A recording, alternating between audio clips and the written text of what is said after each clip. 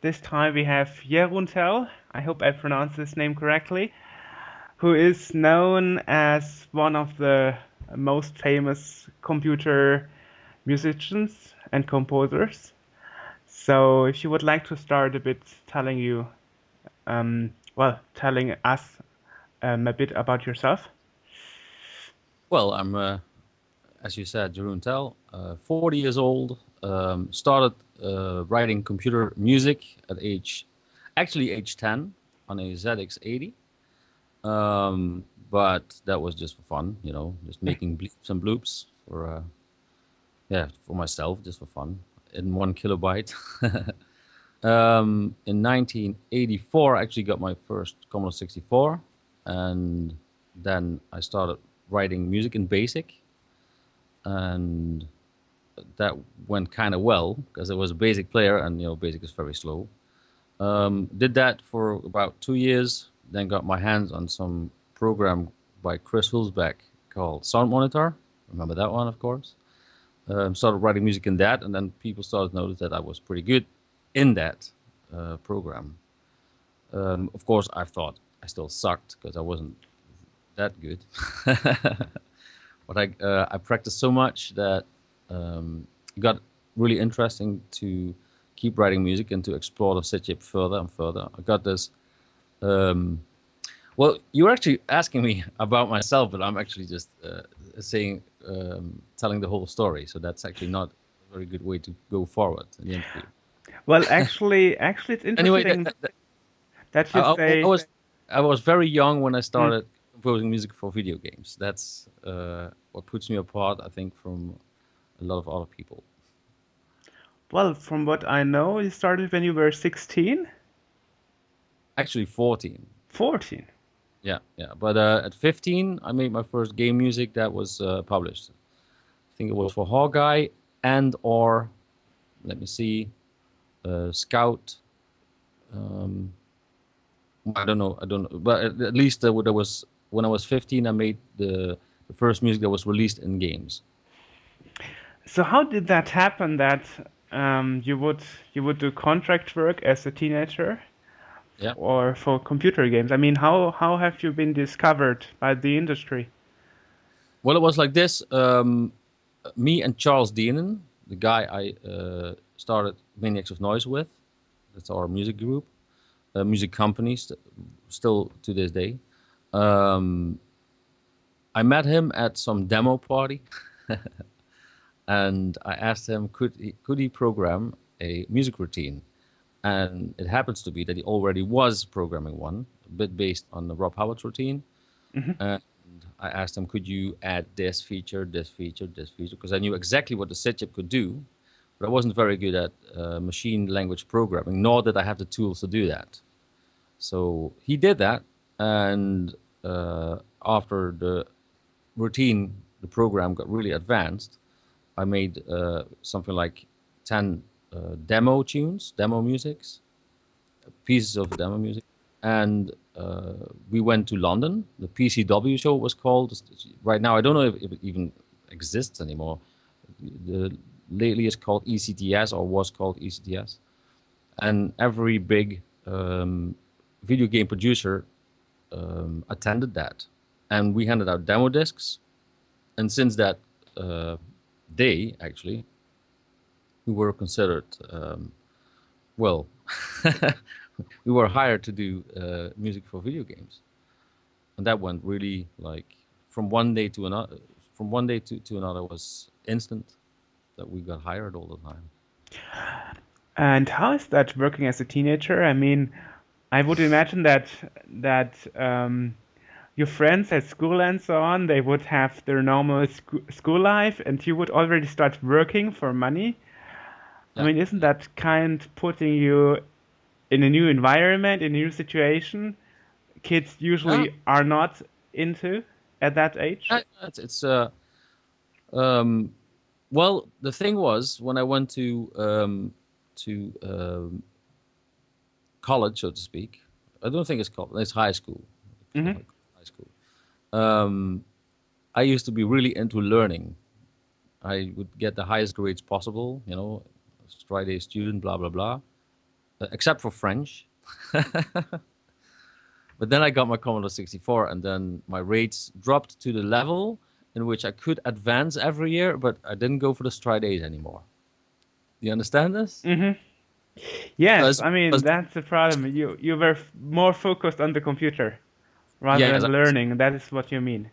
yeah. I was really focused on getting really good at well, writing music for video games. Actually, that was my goal, my dream. Um, and I managed to, but I worked till 2, 3, 4 in the morning, and I had to get up at 7:30 or 7. So I just slept very, very little during the week. And the only thing, Just just so you could focus on the music. yeah, yeah, Okay. was well, programming and music, but everything regarding the Commodore 64 sound design slash music composition. Yeah, I was very dedicated towards my work. I would say, as of course it was a hobby. I was a kid, but Hmm. it turned into work because I was so passionate about it. That's great. When you can make your hobby your work. That's something that's like a dream come true, right? That's interesting because I remember seeing an interview with Rob Hubbard, and he said that he was trying to hide what he was doing to his friends and family Yeah. because he didn't think it was suitable to tell that to people that he's doing that Well, kind of stuff. So how was it for you in your childhood, your situation? Did you tell people or did you try to hide it like Rob Hubbard? I didn't really tell people, but some people knew from my class because they were in my demo group, so to speak, when I was 13, 14, something like that. With a stupid, lame name, Helmond Cracking Service. We never cracked any games, but we called ourselves that. Helmond is the town I live in, and cracking service was something that was cool at the time. But yeah, people knew it, and yeah, well, for me, it was I loved having that kind of status culture. I don't know how can I best describe that. I thought it was cool. Yeah, I mean, I made money when I was so young, and I wouldn't say the money was that great, but it was a lot of money for someone my age. You understand? Yes, sure. So your parents I was supported you? actually, well, I lived at my parents' house, of course, but they were like, they thought it was all a joke until the first thousands of guilders came in. They thought like, where the hell did that money come from? So I told you, I'm working for video games. I'm making music for video games, and then they thought it was more serious, of course. But they also allowed me, since I was 16, to fly back and forth to England to work for Probe Software to write music on the spot during weekends or during holidays. So that was a real good working experience. I mean, I was like the youngest guy out there. I was 16, 17, and these guys were 24, 25. And but they supported me in that way. Yeah, they let me be who I wanted to be. So your first contractor was Probe Software, so to Well, speak? the first company I worked exclusively for at some point in 1991, that was Probe Software, but I worked for many more. We worked on a freelance basis. I used to work with Charles Deanan. He used to handle more of the business side and the sound effects and blah, blah, blah at the beginning. Um, but we worked for a lot of, I mean, if you look at the high voltage set collection, you can see that we worked for a lot of different companies. Yes, I know that. Ubisoft, probably a very hard time to mention them all, but Sega, um, oh man, seriously, it's a long time ago. I notice now. Yes, that's quite a few of them. System 3, Electronic Arts. Um, yeah, I don't know. I can't mention them. You should do your research. Yeah, It's all well, public. of It's all, course, I did some research, and I also know the high voltage disc collection, and I remember there was this still info about Turbo Outrun saying that you even were rewarded for the music of that game for the best computer game music of the year in yeah, that was 1989, and you, yeah. you made some you made there was some comment from you saying you didn't even know that you won that. And you didn't even get the credit somehow? Could you explain that a bit? Oh yeah, yeah. It was like this. At one point, Charles Dean called me up and he said, "You have actually won. Well, we as Maniacs Noise have won best music on 8-bit computers of 1989." And at that time, of course, there was mostly only 8-bit computers. There were 16-bit computers like Amiga and stuff. But it was a big deal, and that got handed out to the publisher. So that was a prize that was handed out to the publisher. I didn't even know about it until that whole event was over. It was at the PCW show or then ECTS. I don't know. Hmm. One of the two is the name of that event at the time. I think it was PCW show still. But yeah, it was kind of funny that I won something and never got notified about it. Ooh, so you would expect the company to tell you about it Well, yeah, duh. and at It's least like send you a photo or it's something. like John Williams making a score for a movie and he gets awarded, and then the movie company not telling him or something. I think I can relate to it like that. So yeah, but it was a very weird industry at the time. It was like the wild west of of video games at the time. It wasn't as professional, and yeah, it was professional, but it was, I don't know, it was edgy, so to speak. Would you see yourself as a competitor to Chris Hülsberg, for example, who is always the other guy mentioned, still being active as a composer for games? Well, Or yeah, I how think would you say that? yeah, yeah. Um, we both still write music for games, so yes, of course. Yeah. It's a different platform, but we're still both composers. We make music for video games, so yeah. So, is there anybody you look up to as a role model for you? Well, um, especially in 1985, when Rob Hubbard came out with his absolutely brilliant thing on the spring, and was mind blowing to me. Also, Martin Galloway, he set a standard in using the SID chip as a synthesizer, a bit more like how Vangelis would use synthesizers. He uses the Commodore 64 SID chip. I like Ben Douglas a lot. And later on, even when I was active as a game composer, Tim Follen, yeah, he did something with the SID that no one did before, trying to really use it as a, I don't know, mimicking real instruments. Like well, Rob Hubbard did that too. He tried to mimic real basses, real violins, and everything. And he was. I think Rob Hubbard would be definitely my godfather of SID chip music, definitely. But Tim Follen renewed something that was really, really different from what anyone else did. And also, the one guy who also came to work for Manix Noise was Johannes Bjerregaard. Yeah, he made such a cool set of tracks.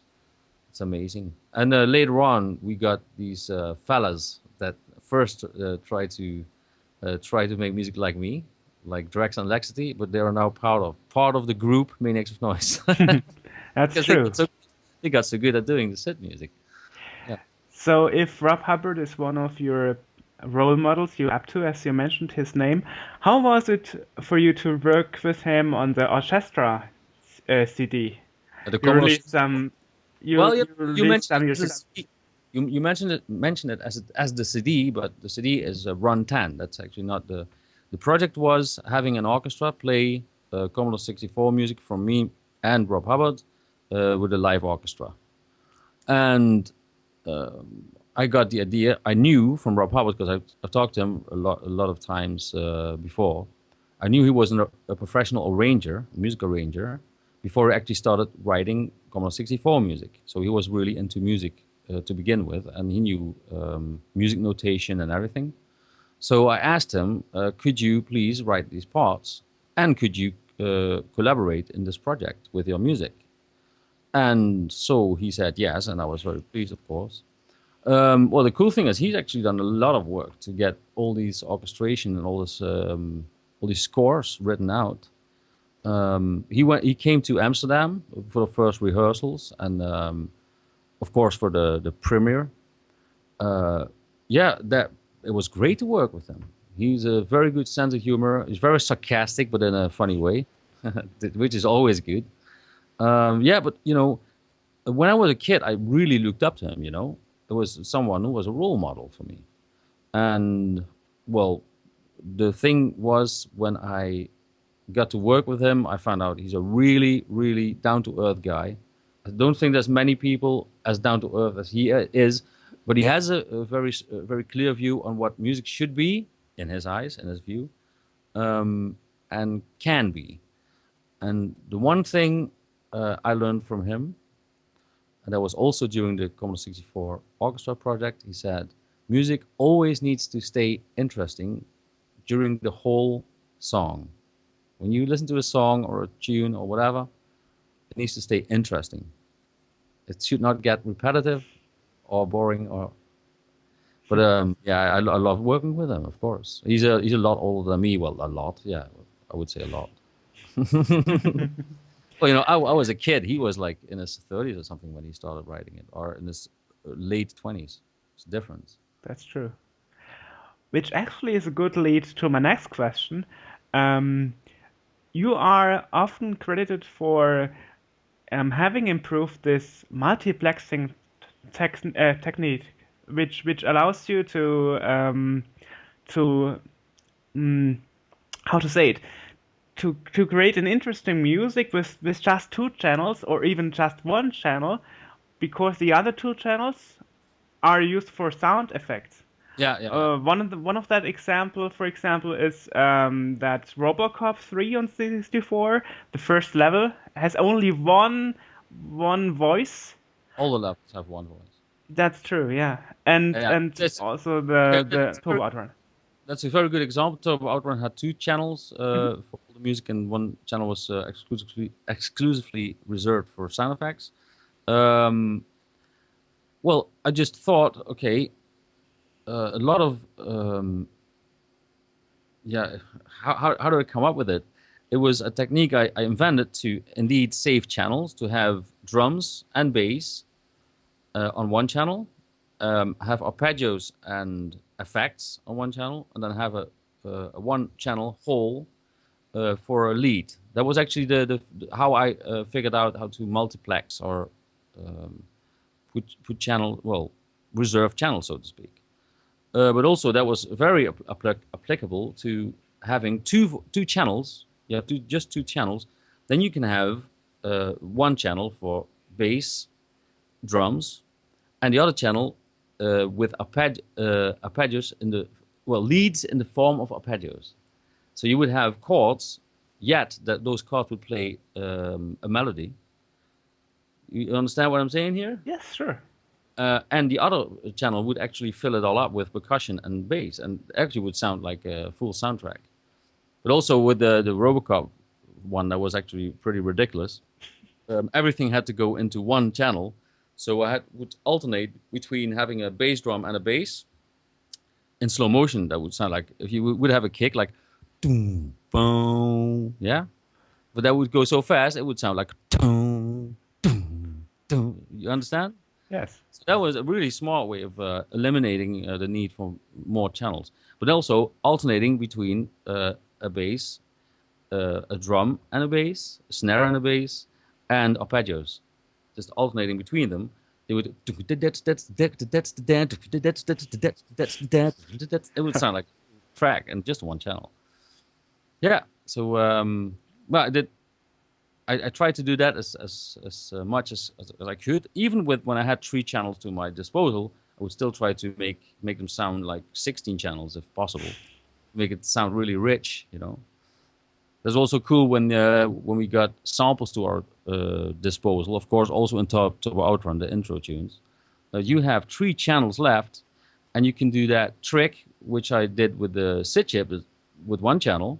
I could do the same trick with samples, so I would have three full voices for actually not having arpeggios, the alternating notes, but having three notes playing a real chord, whilst having drums and bass on the sample channel. That was really something. That was a really cool way of composing, and that made a big difference, I think. Yeah. Anyway, yeah, that's all I can say about it, really. Yes, and this leads me to the story about doing the intro music for Outrun Europe. in which you said you actually you said 1, 2, 3 instead Yeah, of three because it that would sound wrong. it would sound like free. Yeah. Yeah. When I tried sampling it so many times, I was like 1, 2, 3, and three just in 4 bit at that low kilohertz. I think it was 4 kilohertz or something, but it just didn't Four. sound. Yeah. It was goes like 1, 2, 3, free. No, it's it's more tree than free. So I went for okay, 1, 2, 3, hit it, and that worked. It's a funny thing. I don't know. It's kind of funny that people remember that. Yes, and I also remember what's interesting about this game, Outrun Europe, is that you wrote the music 2 times Yeah. because one they didn't release the game. How did that happen to you? Well, they that was for Probe Software. They ordered. Uh, I think it was actually also Outrun Europe, and then the game got canned for some kind of reason, or postponed, or at least it wasn't the same project. And then tunes. That's a tune I actually wrote for the old Outrun Europe, but it was so applicable to the game because it's both Outrun. I decided to use it, and they loved it. Of course, remember it won the 1989 Best 8-bit soundtrack award. So can't say that it was a bad choice. Which makes it a bit sad is the fact that the music routine in Outrun Europe was broken. So your tunes would cut off after a minute and 20 seconds or something. Is that so? Yes. Um, I haven't got a clue about that. That's true. Actually, Hokuto Force released a fixed version a while ago, but before there was no version that would actually play your tunes correctly in a loop. Okay, that's sad. Something went wrong there. I mean, I'm pretty sure that the routine was okay. That must be due to the programmer. I don't know who it was. Sorry. No problem, no problem. I didn't. Yeah. That's the funny thing. When I delivered the music, this is the time without internet. Mhm. When I delivered the music, and I assumed when everything was fine, then they would not complain from the publishers or the game developers' point of view. But if something was a problem, they would call me and I would fix something. But I never got a call about that. So then it goes completely silent. There was no internet. You cannot in these days imagine a time without internet. Of course. That's true, because nowadays you just download a patch and everything is fixed. Yeah, yeah, something like that. But it was like fixed on a disc or a tape. In Hmm. that case, actually, it was released on tape too. Yeah. Yes, Yeah, taped well, and I never heard about it. I never knew there was a bug in it. I'm sorry, I didn't know. Otherwise, I would have complained because I want the music to be good in the game, of course. yeah, well, it was known afterwards. Afterwards, it was released, so it was too late anyway to do anything about that. Now let's speak about how would you actually start making a tune? I mean, a publisher would call you, or the company would call you, say, we need some kind of music. So how did you prepare for that? How did you plan your music? Normally, indeed, I would be contacted either by Charles or directly. But at the beginning, of course, by Charles. He said, "Okay, they need music for this game. It's in this style. It plays in that time or that era or that setting, and that would be it. That easy." And that was at the very beginning. We would get, when possible, get some screenshots or a game design document, but back then they were most of them weren't really advanced. So we had to yeah, go on what you've been told. Okay, like Iron Lord. Okay, that's played in the 14th, 15th century. Let's have some 14th, 15th century music. Um, Cybernoid. Okay, it's plays in space. You have to. Yeah, you know what I mean. Um, it's in the future. They would describe it pretty well, I got to say. But then I based it on that. Then I just imagined what I wanted the music to sound like in a game like that, and wrote those soundtracks. It was also sometimes done like with Hawkeye. I got to work very close together with the programmer and the graphic artist. They were friends of mine, boys without brains, and yeah, I got to see the game. So that was really cool to play the game and then imagine the music in your head. That always works best, of course. If you have a very good visual feedback, so to speak, of input, then it's easier to make exactly the right music. Yeah. So, but mostly I got asked to do music based on a description of the game. That was in the beginning. And later on, of course, when I worked for Probe Software in 1991 and onwards, um, yeah, then I got game design documents and I got very clear specifications of what I had to compose and what style mainly.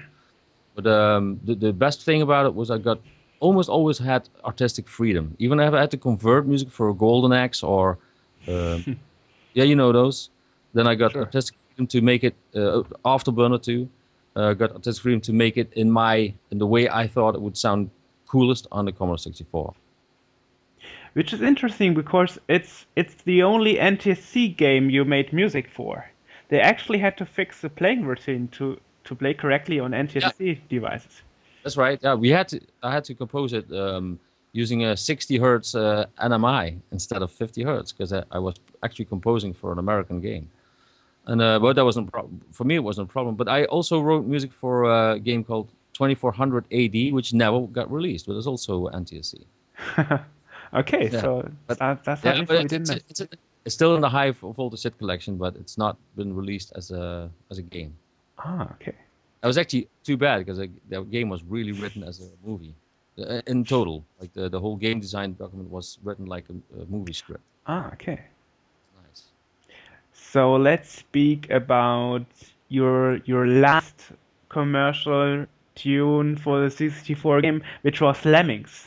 Yeah, yeah. And there's diary on the internet about the game being done, and you were asked too, and you were kind of saying that you're very proud that this is your last commercial music you did for 64, that it is Lemmings. So Yeah, yeah. what does this mean for you that your last 64 game contribution is to Lemmings? Well, it's like this. I was quite amazed in 1994 that still a Commodore 64 game would be released commercially.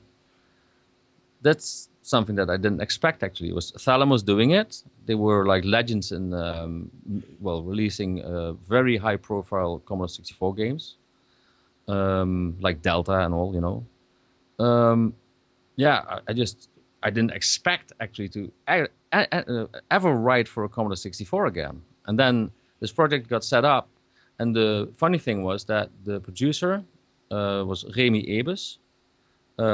He was a friend of mine from the old scene. The graphic designer was Leon van Rooij, which is one of my best friends. He actually lives very close to me. And the programming was done by Thomas Mittelmeier, Okay. who's also a guy from the scene. That's it. So tell us, you still work on games, and do you think it changed nowadays compared to the 80s and 90s, where gamers would actually buy a game partly because you were on the box as a composer, and nowadays I think it rather changed, didn't it? I mean, people Oh would yes, wouldn't yes. buy a game because there was your name on the box. Well, the first thing that changed is that composers were not kept anonymous as they are right now. Right now, if you buy a game, it doesn't say music by this and this or that and that. That's a very big difference. And there was a point where, especially the publisher got really paranoid about headhunters buying away talent, not just music talent, but also graphic talent or programming talent from other companies. So they failed, well, not failed, they decided not to mention the programmer, the graphic designer, the producer, blah, blah, on the box itself. They just, this is the game, published by this, and maybe when you were lucky, you got credited. Most of the time, when you would play a game to the end, that would be end credits, as they were called, and then you would be mentioned. But at some point, it just stopped being a marketing tool, so to speak. But also, I think the main reason was that they didn't want anyone to know that there was talent within the game making team. You understand this? So they were being kept anonymous uh, as much as possible in a way. So That's the main competitors thing. can't steal you or whatever from the Yeah, company. yeah, yeah. That's exactly what happened. I think that's the main reason. I mean, it was very obvious, and I can tell you, in the video game industry, people are they like to be credited because you work very hard towards a goal or towards finishing a game and making it really nice and beautiful. And then having your name on it is like a painter. He also always signs his painting. It's anonymous with your music. It's not well. It's not very musician-like, is it? Well, of course, there are still exceptions like Frank Klepacki, which was credited for Command and Conquer, or Rebel. No, I think it was Extreme Assault or something, in which Chris Hulsbeck was credited. So there are still some exceptions. Oh yeah, okay. Well, when there's a famous name and they can use it as a marketing tool, they will do it. But generally, I notice that it's not done very often. Right now, there's like I would say in 50% of all cases, games do have credits in them, but you have to click on it. It's not like a standard thing that you see appear, like Ubisoft presents blah blah blah, music by blah blah blah, graphics by blah blah blah. Most of the times the producers are mentioned, but what I mean, it's not presented like a movie anymore, Hmm. which used to be actually pretty normal that you would have the credits on the front screen, the title screen. So that's a big difference. Yeah, yeah. Do you miss it? That this is Well, miss it. it's not. Well, what's missing? I think it's stupid. I think it should be done. It should be presented. I mean, these guys made this game. I mean, people are interested, but when it's not presented, then you don't really think about it. You know. It's like if movies decided not to mention the real names of the actors in it, then you wouldn't know who they were. That's true. That's true. Yeah. And how is it for you working on systems like the iPhone or whatever, where there are no limitations compared to the 16 and 8-bit computers back in the days and the video game consoles? Well, I really like it because you don't have limits. That's what you say. You can you can literally use any instrument you want. Use as many tracks as you want. You can use any studio or voice you want. You can use live musicians. You can use anything you want. Hmm. Uh, the thing was, when that first appeared to me, um, I tended to overdo that. And I listened to it and thought, no, this is too much. So I still have to limit myself a little bit to not overuse, like, okay, not have 40 violins, but maybe have 10. So you You, don't miss you don't miss the challenge? um, well, I don't necessarily miss it. I had the challenges and I overcame them back then. And the challenge now is to make something sound really, really cool with the gear you have, and the options you have right now. But I still do DJing and I still limit myself for some original compositions just to keep this 8-bit thing going, which is really popular right now. I mean, the pop music right now has all these 8-bit bleeps and blops. I mean, it's full of them. It's packed with them. So a lot of things will get more simplified. And I even heard a game on iPad that had, and sorry, I can't mention the game because I just don't know. Is that eight bit looking game, very pixely? It's made pixely on purpose. What's the name of the game? Is it Maybe it could be Minima, which was also released on the C64. one? No, no. It's very recent, actually. I Whoa. don't, but it has extremely Commodore 64 8-bit sounding music on purpose. So that's like a kind of retro effect that still exists, and it does happen for some games that you have to write music like that, and it's fun, but not a challenge anymore because there is no when you can use streamed music. which means OGG MP3. Everyone knows that. Then you have no limits in what the source material is. So you can use anything you want. And then okay, no, that's all I had to say about that. That's actually a good thing to mention because it appeared that recently a lot of composers are not doing well kind of fired because it's cheaper to use streamed music or music playing from a CD. Well, yeah, there's a, a, well, a trend I wouldn't say, but there are games that license music, um, music that is actually pop music or from a music library. I think that was not the way to go forward. I mean, that would be having, I think for triple A games, so to speak, or games that have a decent budget, you can get a composer to compose music for that specific game that actually suits it really well. And you can say, yeah, but we can use library music that is just as suitable. Well, then you need to be really, really brilliant as a music director, so to speak, if you can find the right track for the right game and the right levels and the right atmosphere. I mean, like it's like I always try to refer to movie music. It's always custom scored. Hardly do they license music only when it's like this. I don't know, a funny or a satire movie. Then they tend to use pop music in the background. Uh, music that refers to certain cultures. You understand? Yeah, sure. But for very specific games, I think licensing music is not the way to go. But of course, I mean, who am I to say that would be a good thing? I'm a game composer, so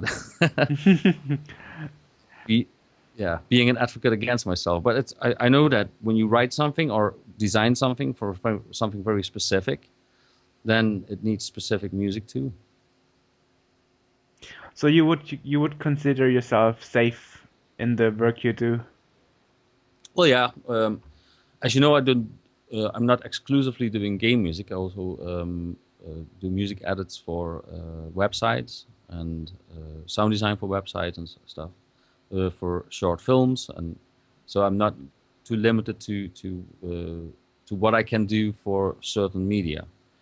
But I think there will always be need for custom music for video games. Come on, I mean, it's 50% of the experience is audio.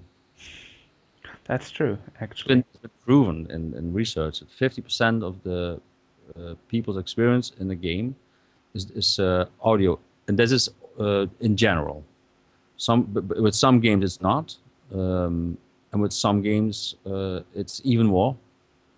Well, something like Guitar Hero or something that, of course.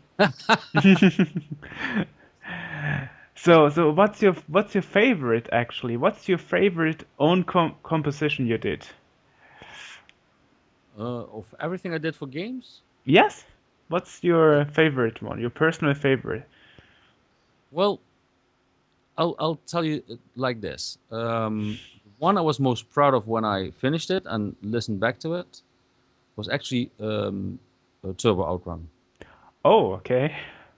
When I finished that with the samples and my own voice in there, then I thought, this is it. This is cool. Yeah, but that's the personal experience. Yeah, other ones is like Nintendo 8-bit, RoboCop 3. Really proud with that one too. Yeah, That yeah, would be the NES? yeah. The NES version. That was the original one. I also made that on the Commodore 64 later, but that I originally composed it at night at Probe Software on the Nintendo Entertainment System with a I don't know what those boxes cost. Cost a lot of money. Developing on a Nintendo Entertainment System at the time was very rare. It wasn't like hooking up to a PC or something. You had to have a special Nintendo development kit. So and we had them there. So That's true, yes. yeah, but I really was pleased with the result of that one. Yeah. And you are also known for making the original music of the Amiga version from Lemmings even sounding better on the C64. So, if you compare yourself to other composers, where would you say is your difference? For example, Tim Follin you mentioned, Rob Hubbard, Chris Hillsberg. What is the thing that makes you special compared to all the others? Um, I know that any composer bases what he composes on what he's heard and experienced and liked before, and also what he disliked before from hearing it from people that also make music. So I was exposed in my childhood to Mozart, Bach, Jean-Michel Jarre, Rob Hubbard by choice, of course, um, to 80s pop music culture too. Um, I kind of dug hard rock a little when I was on my rebel stage, 11, 12, or whatever. But Leonard Cohen, I listened to so much music, and I was so glad that my father had a choir. It's like a double quartet, and they used to sing this music since I was 0 years old, and I could sing all that music along when I was 4 years old. Woo. It was all very harmonic, very melodic. So I was well given the gift of the experience of being exposed to pretty difficult harmonies and very good harmonies, very melodic material. So for me, it became a natural thing to actually make very recognizable melodies or harmonies within a song, and I think that's what people stand out. When I write a melody, that's what people tell me. They can instantly remember it. They remember it the next day, the next week. Even there's like one guy once heard a tune of mine. He's a friend of mine, and I lost that tune, but he's still trying to get that melody into my head, but he can't sing. He said it went like this, and okay, I just can't follow what he's trying to say. But yeah, recognizable melodies, a bit of funk, yeah, a bit of funk like Level 42. I picked up what I liked in music generally, and applied that to my own compositions. That's like Chris Hulsbeck at some point was exposed to certain styles of music, and he picked out what he liked. Rob Hubbard, well, a generation older, I think, almost a generation older. He was very into the synthesizer stuff, and it shows. And but he also was into traditional music and well, not wouldn't say jazz, but stuff that like jazz fusion or something. But everything, a person gets influenced by what he hears and what he likes, and also what he dislikes. I mean, the stuff that I just don't like. Even I can hear it's good, I don't necessarily like it. So that's if sometimes I hear music that's being performed so well by musicians and a singer, and I think, yeah, this is really good, but I don't like it. So I will never write in that style or in that area. Yeah, or I'm asked to do that as a yeah, you know what I mean. Mhm. Like if they need music like that, and I could do. I think I would still do it differently. I still wouldn't comply completely with what's being asked, and they still would like it. I hope. Very often I went my own way with whatever I had to compose, and most of the time people liked it. So that's good. But yeah, what sets me apart? I don't know. I don't know exactly what, but I know that all the stuff I've been exposed to in my past, um, that makes me who I am as a composer right now, and also experience. I think this 8-bit thing. Um, I still perform as a DJ uh, with my 8-bit stuff, and when I get um, how to describe that artistic freedom to write something for a game that, for example, a game I'm writing myself, then I go all the way 8-bit style with new kind of a real cool beat that you can make in 2012 with a lead sound that will still sound like a lead, like a Commodore 64 lead, when possible, but mixed up with well more expensive instruments. Yeah, that's all I can say. So, from all the systems you composed on, what was your favorite system? To be honest, Yeah, sure. um, This is a hard question. I really enjoyed doing the Commodore 64 thing back at the time because I programmed the music. I actually composed while in my head while typing hexadecimal data. I never heard the music before I put it down in data. So I was totally undistracted from any external sound. I wasn't typing in notes with a keyboard where you would hear the note, you would type. So you could easily get distracted if you played a wrong note or you made the wrong interval. You would actually hear a wrong note. This was just typing in what I heard in my head, purely imagination. Also did the same thing on Nintendo Entertainment System, the NES. Did the same thing on Game Boy, Game Boy Color, Sega Master System, the SNES even. I programmed the music there too. Um, yeah, that was a very relaxed state of composing because you would be typing and you would very slowly uh, imagine the melodies and the harmonies, and you would have time. Yeah, have time without getting distracted. What I like about what we can do right now, we can.